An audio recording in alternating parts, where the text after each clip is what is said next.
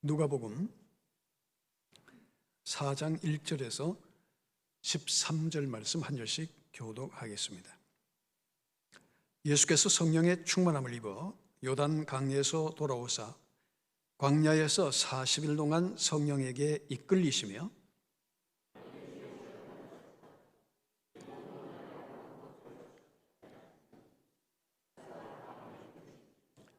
마귀가 이르되 내가 만일 하나님의 아들이어든 이 돌들에게 명하여 떡이 되게 하라.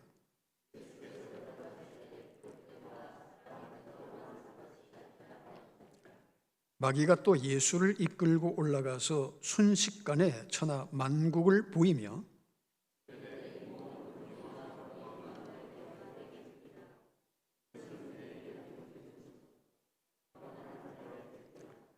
그러므로 내가 만일 내게 절하면 다 내 것이 되리라.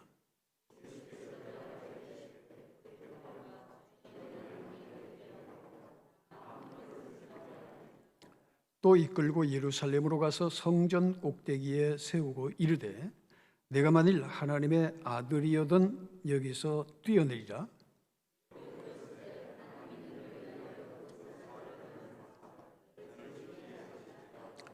또한 그들이 손으로 너를 받들어 내 발이 돌에 부딪히지 않게 하시리라 하였느니라.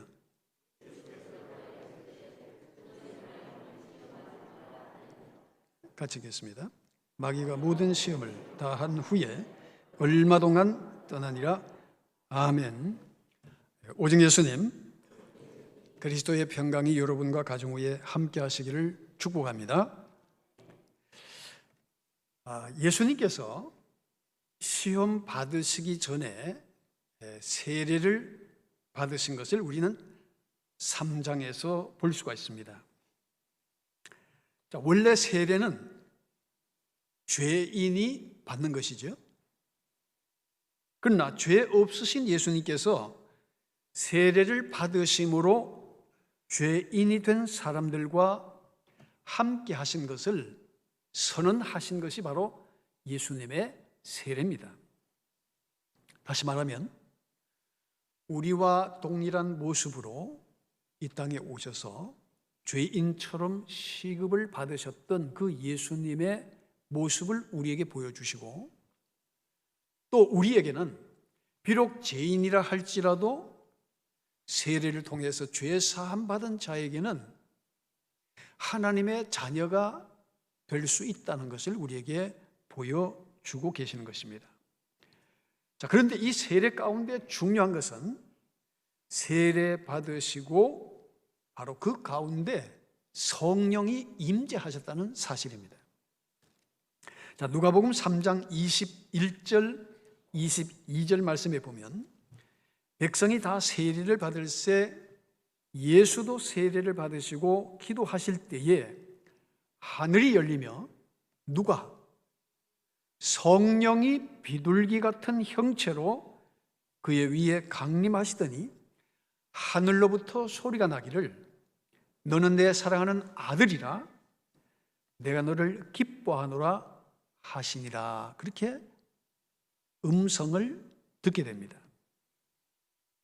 자, 세례 받으실 때에 바로 그 성령의 임재하심을 경험했다는 것은 오늘 우리에게 주는 굉장한 의미가 있다는 것을 볼 수가 있습니다.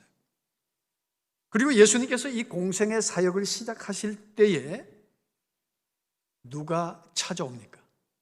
마귀가 찾아와서 예수님을 시험하는 장면이 바로 오늘 우리가 읽었던 본문의 말씀입니다.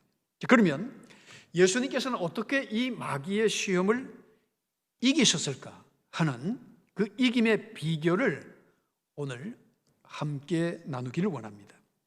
오늘 보면 1절 말씀에 보면 예수께서 성령의 충만함을 입어 요단 강에서 돌아오사 광야에서 40일 동안 성령에게 이끌리시며 그렇게 말씀하고 있어요. 자, 여기에서 성령에 이끌리시며라고 하는 말은 그 원문의 뜻을 보니까 데려오다, 출발하다, 인도하다라는 그런 뜻을 가지고 있습니다. 다시 말하면 바로 성령께서 모든 일에 함께 하시고 인도해 주셨다는 것을 우리에게 보여주고 있습니다. 예수님의 모든 사역 가운데는 바로 성령이 함께 하셨던 것을 우리는 기억할 수 있습니다. 예수님의 출생, 그리고 세례, 또 시험, 심지어 죽음과 부활조차도 바로 성령이 함께 하셔서 모든 것을 극복하시고 이기시고 또한 하나님이 영광 받으시도록 했다는 것을 우리가 알게 됩니다. 그래서 특별히 로마서 1장 4절에 보면 성결의 영으로는 죽은 자들 가운데서 부활하사 능력으로 하나님의 아들로 선포되셨으니 곧 우리 주 예수 그리스도시니라고 말씀하고 있죠. 자, 성결의 영, 성령으로는 죽은 자들 가운데서 부활하사 하나님의 능력으로 하나님의 아들로 선포됐다는 거예요. 그래서 예수님의 모든 사역에는 바로 성령이 함께 하셨다는 것을 우리에게 보여주고 계신 것입니다. 자, 이것은 오늘 우리 그리스도인들에게 어떤 의미를 던져주고 있습니까? 오늘 우리가 그리스도인으로 산다는 것은 바로 성령이 우리와 함께 하실 때에 우리가 모든 것을 이기고 우리가 능력 있는 그리스도인의 삶을 살 수 있다는 것을 예수님께서는 보여주신 것입니다. 그리스도인은 그 믿음과 삶의 태도에 있어서 항상 그 성령의 이끄심을 따라야 우리가 승리하게 된다. 그 말씀이죠. 그런데 우리가 3년 동안이나 예수님을 따라다니면서 예수님을 추종하고 예수님께서 행하셨던 모든 것을 친히 눈으로 목도했던 제자들이 나중에 어려운 문제가 생겼을 때 예수님을 버리고 떠나는 것을 우리가 잘 알고 있습니다. 자, 3년 이상이나 예수님께서 행하신 이적과 표적과 모든 것을 눈으로 목도하고 체험했던 제자들이 왜 결정적인 순간에 그들은 예수님을 버리고 떠날 수밖에 없었느냐는 거죠. 그들은 결정적일 때, 정말 예수님 곁에 있어야 될 때에 예수님을 떠난 이유가 뭐냐는 거죠. 또 그들은 왜 기도해야 할 때에 기도하지 못했느냐. 자, 마태복음 26장 41절을 우리 한번 보겠습니다. 자, 마태복음 26장 41절에 보면 예수님께서 십자가를 앞두고 제자들과 함께 기도하러 가셨을 때에 제자들이 잠든 모습을 보고 말씀하십니다. 너희가 나와 함께 1시간도 깨어 있을 수가 없더냐? 그러면서 41절에 뭐라고 말씀하십니까? 시험에 들지 않게 깨어 기도하라. 마음에는 원이로되 무엇이 약하도다? 육신이 약하도다 하시고 이렇게 말씀하신 거예요. 자, 시험에 들지 않도록 깨어서 기도하라고 말씀하셨지만, 그러나 제자들도 마음에는 원이로다. 기도해야 되구나. 지금 이 상황이 보통 일이 벌어질 그런 상황이 아니구나. 정말 우리가 기도해야 돼. 마음으로는 원했지만 그러나 육신이 약하여 결국 그들은 잠들고 말았다는 사실이죠. 그리고 56절에 보면 그러나 이렇게 된 것은 다 선지자들의 글을 이루려 함이니라 하시더라. 이에 제자들이 다 예수를 버리고 어떻게 했어요? 도망하니라.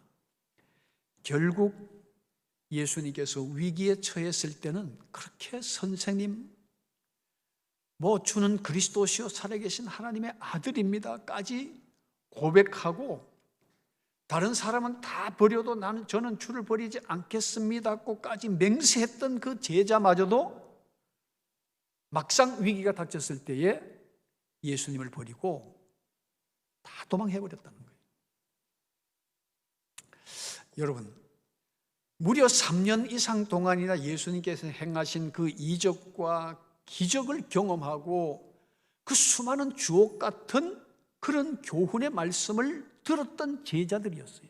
가장 측근에 있었던 사람들이 결국 위기의 때는 예수님 곁을 떠날 수밖에 없었던 그 원인이 뭐냐는 거죠. 자, 오늘 우리 그리스도인들이 죄를 이기지 못하고 사단의 유혹에 넘어지고 세상 속에 그 세상의 가치 가운데서 살아가는 그 무능함의 원인이 무엇이냐 하는 것을 우리가 생각해 볼 수가 있는 거예요.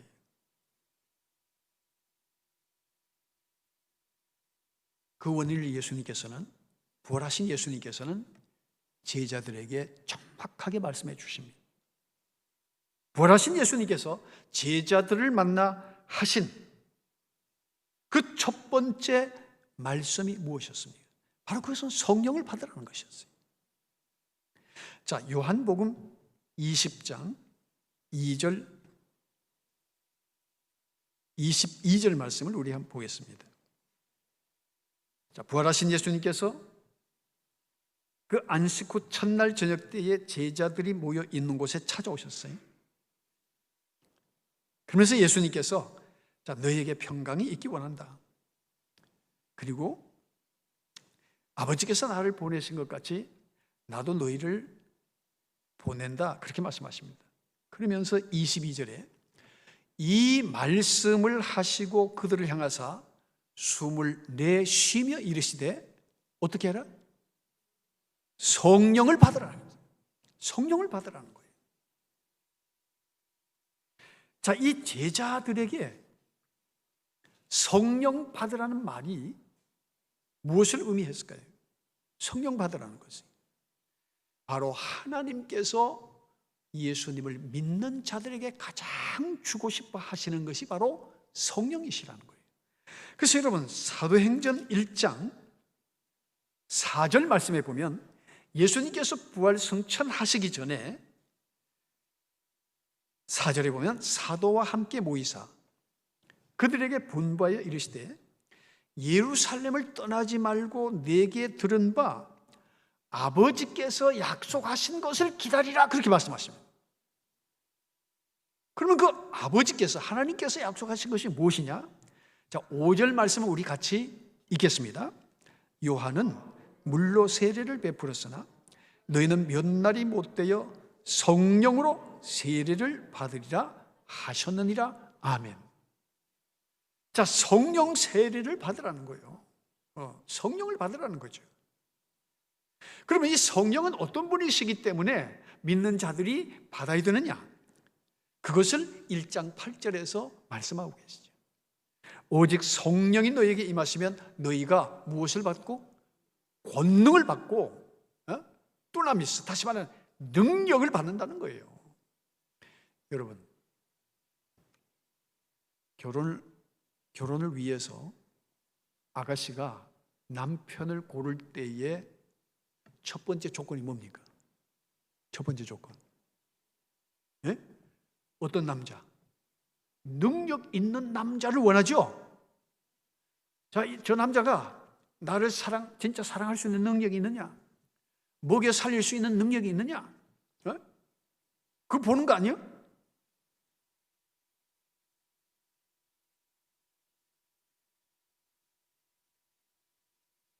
그냥 대놓고 좋으면 그냥 하는 거예요? 어떤 능력을 가졌느냐? 굉장히 중요하잖아요? 그래서 능력을 보고, 물론 사랑도 능력이지만, 정말 나를 책임져 줄 수 있느냐? 그런 것들을 우리가 종합적으로 생각하잖아요. 여러분, 우리가 그리스도인으로서의 삶을 살 때에도 능력 있는 그리스도인의 삶은 바로 성령을 통하여 우리에게 주어지는 줄로 믿습니다. 그러니까 제자들이 왜 결정적인 순간에 예수님을 버렸느냐? 그들은 예수님에 대해서 알고 있었지만 예수님을 믿지 못했던 것은 바로 그들에게 능력이 없었기 때문에. 자, 그런데 이 능력이 성령을 통해서 주어진다는 것을 주님께서 말씀하시면서 너희가 아버지께서 약속하신 것을 너희가 기다려라. 그리고 사도행전 2장에서 오순절 마가의 다락방에 기도하던 그들에게 성령이 임하게 됩니다. 그러니까 사도행전 2장 3절에 마치 불의 혀처럼 갈라지는 것들이 그들에게 보여 각 사람 위에 하나씩 임하여 있더니 그들이 다 성령의 충만함을 받고 성령이 말하게 하심을 따라 다른 언어들로 말하기를 시작하느니라. 자, 그들이 다 성령의 충만함을 받았다는 거예요. 성령을 충만함을 받았을 때에 그들에게 하나님의 능력이 임하게 될 것입니다. 자, 예수님을 그동안 알고 따랐던 제자들, 그러나 성령이 함께 하실 때에 예수님이 누구이신지를 확실히 믿게 된 제자들, 그들의 삶은 확연하게 차이가 나요. 여러분, 예수님을 아는 것과 믿는 것은 하늘과 땅의 차이만큼이나 크다는 거예요. 안다는 것, 우리가 어떤 지식과 정보를 내가 갖고 있는 것과 내가 실제적으로 그것을 경험하고 체험한 것에는 엄청난 차이가 있습니다. 그 우스갯말로 서울에 갔다 온 사람이 강화문 광장 앞에 대문이 있는데 보니까 그게 무슨 문? 네? 무슨 문이죠? 서울에 강화문 광장 정면에 있는 그 문이 있잖아요. 그 서울 안 갔다 온 사람은 야, 그거 남대문이다. 그 현판에 남대문이라고 써져 있다. 그런데 서울에 갔다 온 사람들은 아니야, 그게 숭례문이야. 그렇게 얘기하는 거예요. 누가 이길 것 같아요? 얘기 계속하면 갔다 와본 사람은 눈으로 목도했기 때문에 야, 그거 가봐라, 그게 남대문으로 쓰여져 있는지, 그게 숭례문으로 되어 있지. 왜 그래요? 나는 눈으로 보고 확인했기 때문에.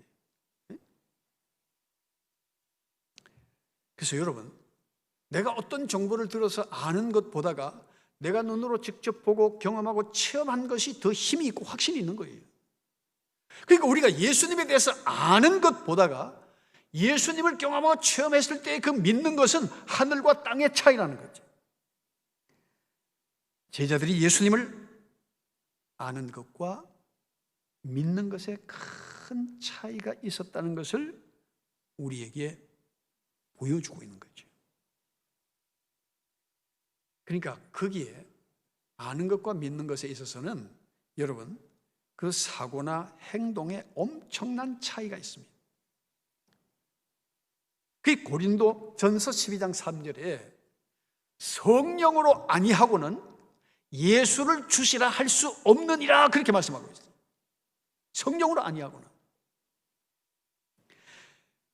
오늘 우리 그리스도인에 있어서 능력은 무엇입니까?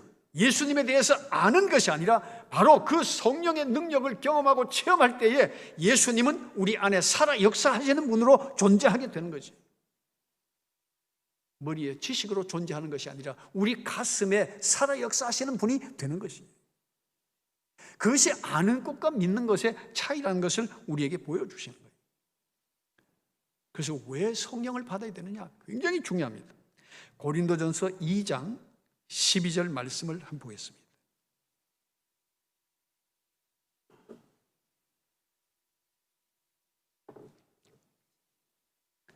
자, 12절 같이 읽겠습니다. 우리가 세상의 영을 받지 아니하고 오직 하나님으로부터 온 영을 받았으니 이는 우리로 하여금 하나님께서 우리에게 은혜로 주신 것들을 알게 하려 하심이라. 14절 같이 읽습니다. 육에 속한 사람은 하나님의 성령의 일을 받지 아니하나니 이는 그것들이 그에게는 어리석게 보이며 또 그는 그것들을 알 수도 없나니 그러한 일은 영적으로 분별되기 때문이라. 아멘. 그래서 우리가 성령의 이끌림 받는 삶을 살 때에 하나님께서 우리에게 원하시고 뜻하시는 바가 무엇인지를 바로 알게 되고 또한 바르게 믿음의 삶을 살아갈 수가 있다는 것을 우리에게 보여주십니다. 그래서 예수님께서는 그 마귀의 시험을 바로 성령의 이끌림을 통해서 이기셨다는 것을 우리에게 보여주신 것입니다. 자, 두 번째, 예수님께서는 시험을 어떻게 이기셨느냐, 마귀의 유혹을 어떻게 이기셨느냐, 바로 말씀으로 마귀의 유혹을 물리치셨다는 사실이에요. 여러분 4절 말씀에 보면 이 마귀가 40일 동안 금식하고 배고픈 예수님에게 이 돌들에게 명하여 떡이 되게 하라고 말했을 때에 4절에 예수께서 대답하시되 어떻게 해요? 기록된 바 사람이 떡으로만 살 것이 아니라 하였느니라. 자, 기록된 바. 그러면 예수님께서는 무엇을 근거로 지금 이 말씀 하시는 거예요? 바로 그 당시의 성경인 구약을 가지고 마귀의 유혹을 물리치셨다는 거예요. 기록된 바 이렇게 하였느니라.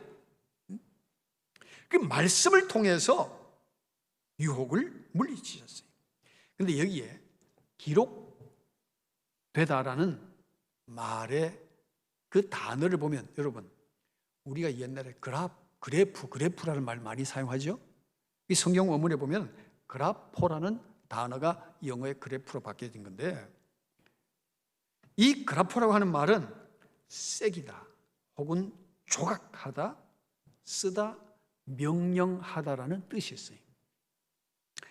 여러분, 바위에 글자를 새기거나 그림을 조각을 하면 그거는 수백 년, 수천 년이 지나도 그 형태는 지워지지 않습니다.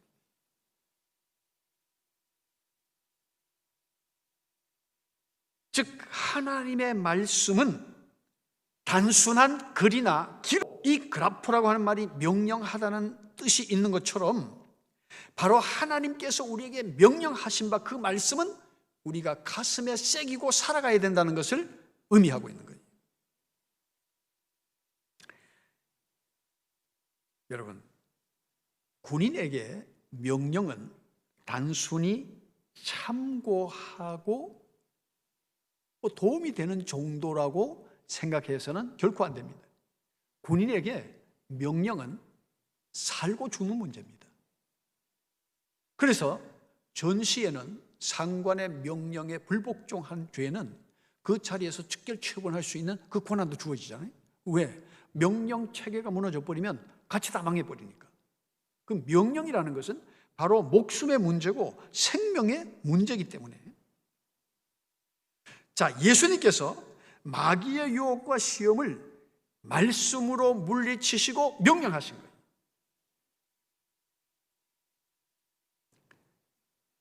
그래서 오늘 그리스도인에게 있어서 하나님의 말씀은 그리스도인에게 최강 무기라는 것을 우리에게 보여주신 것입니다. 자, 오늘날 우리 그리스도인들이 약해지는 이유가 무엇입니까? 말씀이 약화되어져 가고 있기 때문이라는 거예요. 인본주의와 세속주의가 만연한 이 시대에 성경 해석을 인간 본이 인본주의적으로 해석을 해버리는 거예요. 그러니까 말씀의 능력을 약화시켜버리는 거죠. 인간의 입장에서 이해해버리는 거니까. 여러분, 말씀을 주신 그분의 입장에서 이해를 해야 이 말씀이 우리에게 능력이 되는 거예요. 누군가가 편지를 써서 보낼 때에 내 입장에서 이해해버리면 그 편지는 서로 온전한 교류가 이루어질 수 없습니다. 이 사람이 편지를 쓸 때에 이 글의 의도, 그 사람의 생각, 그 사람이 원하는 것이 무엇인지를 이해해야 그것을 바로 이해할 수 있는 것처럼 성경을 우리에게 주신 하나님의 그 의도가 무엇인지를 먼저 생각하고 판단해야 된다는 거예요. 오늘날 기독교 지성의 문제가 뭡니까? 인간의 지식이 발달되어지면서 다 인본주의로 자기 입장에서 말씀을 해석하기 때문에 하나님의 말씀의 능력이 우리에게 나타나질 않는 거예요. 그런데 본래 하나님의 말씀은 어떤 말씀입니까? 자, 우리 한번 보겠습니다. 히브리서 4장 12절, 우리가 잘 아는 말씀이지만, 자, 히브리서 4장 12절 말씀 보겠습니다.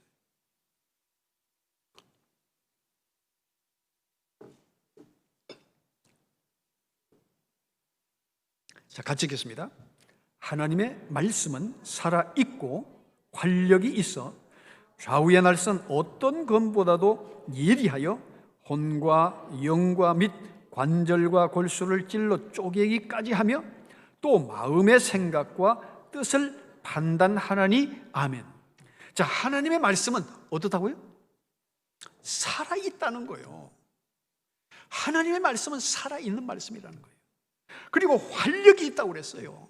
활력이 있어요. 다시 말하면 이 활력이라고 하는 것은 권능이 있다 이 말이에요. 그 말씀에. 그래서 좌우의 날선 어떤 것보다도 예리하여 혼과 영과 및 관절과 골수를 찔러 쪼개기까지 하며 마음의 생각과 뜻을 판단하는 능력이 있다는 거예요. 여러분, 하나님께서 천지를 창조하실 때에 무엇으로 창조하셨어요? 말씀으로. 그래서 인간은 하나님의 형상을 닮은 인간에게도 이 말이라는 것은 굉장한 힘이 있다는 것을 여러분들 잘 알고 있지 않습니까? 그래서 우리말 속담에도 말 한마디에 뭐를 갚아요? 천냥빚을 갚는다. 그 말을 잘하면 그 말에 그 능력과 권세가 있다 그 말이잖아요. 그 에베소서 6장 17절에 보면 구원의 투구와 성령의 검 곧 하나님의 말씀을 가져라 그랬어요. 그래서 우리가 하나님의 말씀의 그 능력을 우리가 그대로 그 말씀을 믿고 따를 때 그 말씀이 우리에게 능력과 권세가 된다는 거죠. 그런데 사람의 지식이 하나님의 말씀을, 진리를 왜곡하는 것을 우리는 많이 보게 됩니다. 여러분, 가짜 뉴스의 피해가 얼마나 큰지 모릅니다. 그렇죠? 요즘은 보니까 너무너무 가짜 뉴스가 많아요. 보니까 극단적인 얘기들이 보면은 실제 사실에 근거한 것보다는 과장된 얘기들이 굉장히 많아요. 그러니까 이것을 분별할 수 있는 그 능력이 없으면 사람은 어떤 얘기를 듣고 그거 그냥 확 빠지는 거예요. 자, 사입이나 이단들의 진리 왜곡, 이것은 하나님의 말씀의 능력을 상실하게 하는 거예요. 진리에 대한 왜곡이라는 거예요. 현대인들은 왜 사입이 이단에 잘 넘어가느냐? 현대인들은 자기가 듣고 싶은 것만 듣기를 원하는 그런 성향이 있어요. 그러다 보니까 조금 자기에게 유익하고 도움이 되는 이 얘기는 그냥 빠져들어 버리는 거예요. 우리가 그 유혹에서 벗어나기 위해서는 진리를 바로 아는 것이 대단히 중요하다는 거죠. 그 말씀이 왜곡되면 그 능력은 상실되어지는 거죠. 그러니까 이 비진리가 난무하는 시대에 뭐가 옳고 그른지를 분별하기가 힘든 시대가 되어진 거예요. 그 사사기 21장 25절에 보면 그 당시에 왕이 없으므로 사람들이 각자 자기 소견에 옳은 대로 행하더라 그렇게 말했어요. 자기 소견에 할 때 그 소견이란 말은 아인이란 말인데 그 뜻이 바로 눈이라는 뜻을 가지고 있어요. 눈. 그 자기가 보는 대로 말하고 행동하더라는 거죠.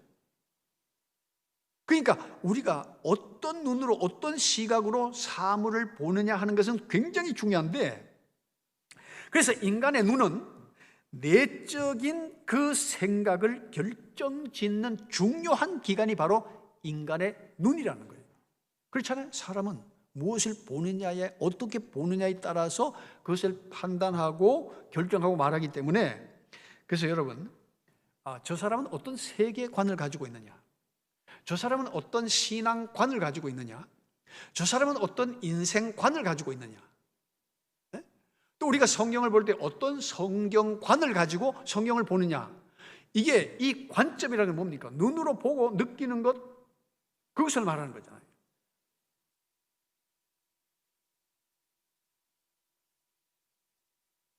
여러분, 우리가 세상을 볼 때에 어떤 관점에서 세상을 보느냐, 또 굉장히 중요합니다. 또 인생을 어떤 관점에서 보느냐에 따라서 인생의 삶의 무게와 방향이 정해져 버리는 거예요. 교회관이 어떠냐? 그 교회를 바라보는 관점에 따라서 교회가 의미 없게 여겨지는 사람도 있고, 교회가 아주 중요하다고 생각하는 사람도 있는 거예요. 그럼 모든 그 관점이 바로 성경을 중심으로 우리가 형성이 되어지지 않으면 우리는 그릇된 판단을 할 수밖에 없다는 거죠. 특히 말씀을 어떤 눈으로 보느냐, 성경관은 굉장히 중요합니다. 앞서 말씀드린 것처럼 성경은 성경을 주신 분의 의도를 먼저 생각하고 성경을 풀어야 하나님의 뜻을 바로 이해할 수가 있다는 거예요. 그렇기 때문에 말씀은 말씀을 주신 분의 시각과 의도에 의해서 우리가 이해해야 합니다. 인간 본의의 해석은 하나님의 의도를 외면하거나 왜곡할 수밖에 없기 때문에 우리는 성경이 어떤 목적으로 우리에게 주어졌는가 하는 것을 아는 것은 굉장히 중요한 거예요. 그러면 요한복음 20장 31절 말씀을 보겠습니다.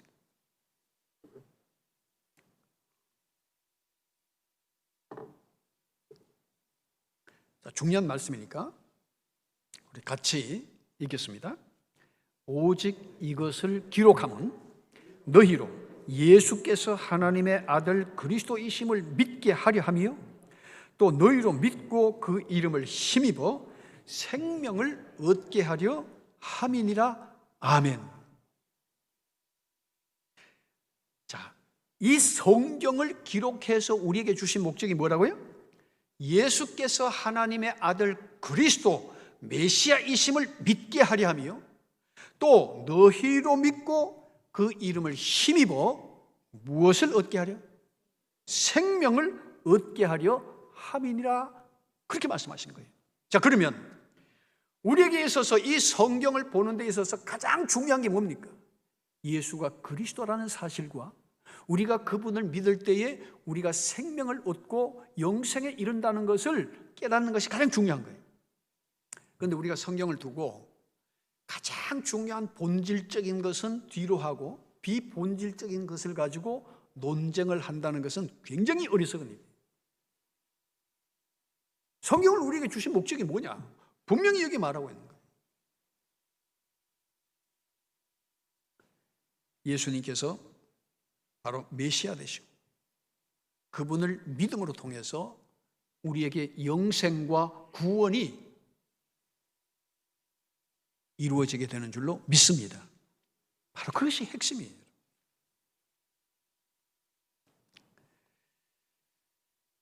바로 생명의 길로 나아가게 하기 위해서 오늘 우리에게 이 말씀을 주셨다는 사실이에요. 이것은 뭐 논쟁의 여지가 없는 거죠. 이것이 바로 우리에게 구원을 이루는 말씀이라는 거예요. 자, 오늘 말씀을 보면 그래서 예수님께서는 그 마귀를 물리치실 때도 말씀으로 물리치신 거죠. 그래서 4절에도 예수께서 대답하여 하시되 기록된 바. 8절에서도 예수께서 대답하여 이르시되 기록된 바, 주 너의 하나님을 경배하고 다만 그를 섬기라 하였느니라. 12절에서도 예수께서 대답하여 이르시되 주 너의 하나님을 시험하지 말라 하였느니라. 말씀의 그 능력으로 말미암아 마귀의 시험을 이기셨던 예수님. 그래서 예수님께서 시험을 이기신 그 비결을 정리하면, 첫째, 바로 성령의 이끌리심을 받으심으로, 두 번째는 바로 하나님의 말씀으로 마귀의 유혹과 시험을 물리치셨습니다. 결국 시험을 이기는 비결은 성령이 우리 가운데 함께 하심과 말씀의 능력이 우리의 삶을 바른 길로, 진리의 길로 이끄는, 그래서 생명의 길로 이끌어가는 힘과 능력이 되는 줄로 믿습니다. 이 어려운 시대, 코로나로 인하여 정말 앞을 예측할 수 없는 시대지만 성령께서 여러분, 우리 모두 가운데 함께 하시고 또 우리 또한 말씀에 이끌리는 삶을 통하여 이 어려움을 극복하고 승리하는 그리스도인의 삶이 되시기를 축복합니다. 기도하겠습니다.